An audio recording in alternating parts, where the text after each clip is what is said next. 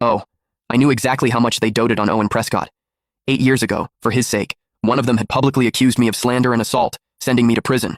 The other had announced to the world that I had taken my own life out of guilt, personally ensuring I was erased from the Prescott family forever.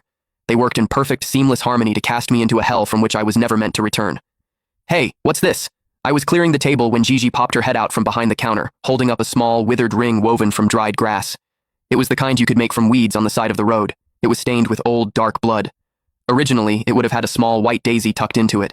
It was the wedding ring Serafina had given me when we were young. Back then, she wasn't a world-famous actress. She was just a girl, abandoned near the Prescott estate by her foster father as payment for a massive debt.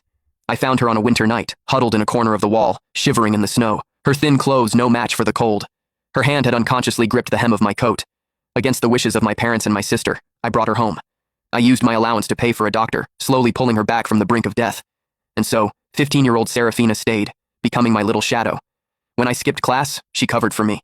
When I got into fights, she took the punishment. When I was cornered in an alley by a group of bigger kids, she stood with me, trembling with fear, but refusing to abandon me. Later, when we fell in love, we would hide behind the wall of roses in the garden, kissing and laughing like a pair of fools. Then, when she turned 17, a famous talent scout came to the house, begging her to become an actress. "Noah, wait for me," she promised, kissing my face over and over. "I know I'm not good enough for you now, but when I'm a star, a household name, I'll be able to stand beside you as your wife. I will make it. You're the only person I ever want to marry." I knew I couldn't change her mind, so I cooked her a feast of all her favorite foods as a farewell. As she was leaving, she slipped the grass ring onto my finger. "One day, Noah, I'll give you the biggest, most beautiful wedding ring in the world."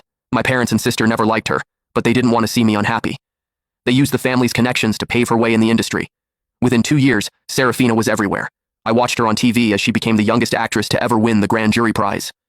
The day she was set to return, my hands were shaking with excitement. But that was the same day the truth about my birth came out. I wasn't a Prescott. I was the son of a pair of day laborers, switched at birth with the true heir by someone who had slipped past the nurses. The day the real son, Owen Prescott, was brought to the estate, my adoptive mother held my hand. "Even with Owen here, you will always be a son of this family." My sister ruffled my hair, her smile unchanged. "What's one more person? The Prescotts aren't so poor we can't afford to feed another mouth." Serafina even canceled a shoot and flew back overnight. She held me tight and swore, "I can protect you now. Even if the Prescotts don't want you, I will." The knot of fear in my chest slowly loosened. Out of guilt, I started putting Owen first in everything. I helped him with his studies, taught him etiquette, let him have first choice of everything. Terrified he would feel out of place. He, in turn, followed me everywhere, calling me brother.